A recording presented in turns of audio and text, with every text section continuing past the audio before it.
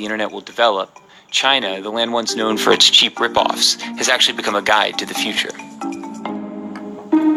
You know, the internet is the internet, but for China, the internet is more like an intranet.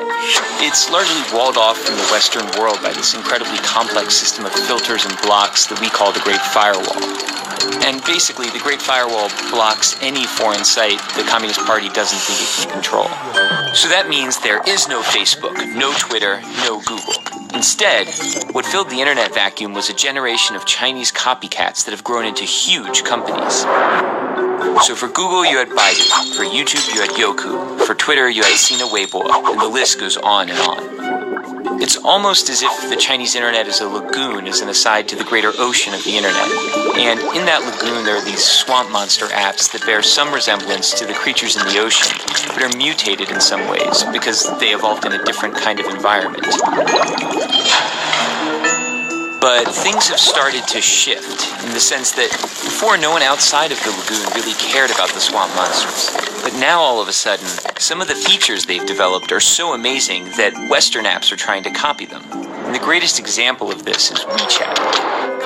WeaChat is an example of, for lack of a better word, a super app. It's a Swiss Army knife that basically does everything for you. It's your WhatsApp, Facebook, Skype, and Uber. It's your Amazon, Instagram, Venmo, and Tinder. But it's other things we don't even have apps for.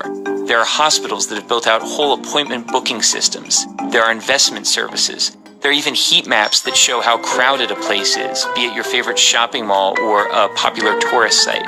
The list of services goes on basically forever. But it's not the variety of things you can do on WeChat that makes it so powerful. It's the fact that they're all in one app. So why does that matter? Hypothetically, imagine you're sitting at home and one day you notice your corgi is dirty. You open WeChat, hit a few buttons, and a few hours later a man shows up at your door with some shampoo and a big vacuum.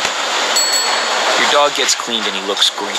You take a photo, you share it with your friends, and tag the dog cleaning business. You haven't left the app.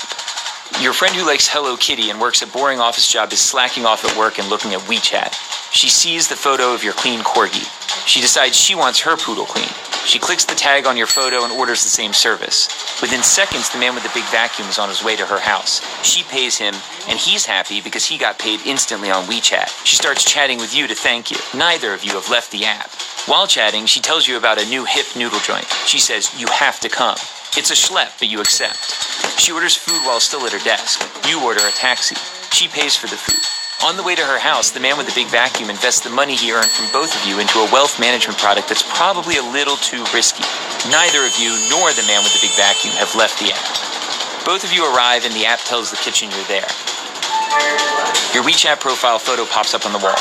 It's an old photo from the year you had that weird part in your hair. Of course she makes a comment. Your food is served. You notice your meat is a bit overcooked, so you snap a photo and post a disparaging restaurant review. You're already on your phone, and you remember you still owe your friend money because she paid. You transfer her money. Neither of you, the man with the big vacuum, nor the restaurant, have left the app. At the restaurant, there are no menus, there are no waiters, there is no cashier. There is only WeChat. By rolling so many functions into one single app, it's altered the concept of virality.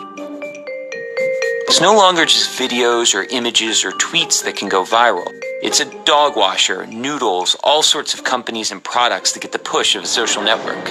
Here in China, that network is 700 million people. Sounds great, right? Well, it is, but using a single app to find a date, schedule an oil change, or notarize a document also enables WeChat to collect a staggering volume of personal data. They know what you talk about, who you talk about it with, what you read, where you go, why you're going there, who's there, how you spend money when you're online, how you spend money when you're offline. The list goes on indefinitely.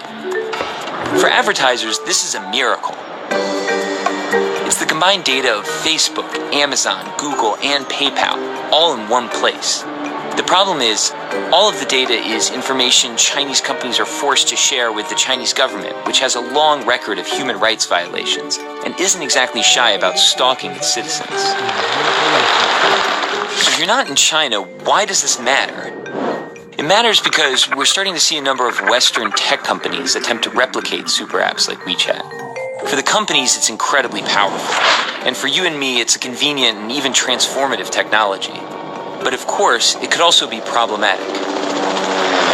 Concentrating so much data in so few hands could lay the groundwork for an Orwellian world where companies and governments can track every single movement you make.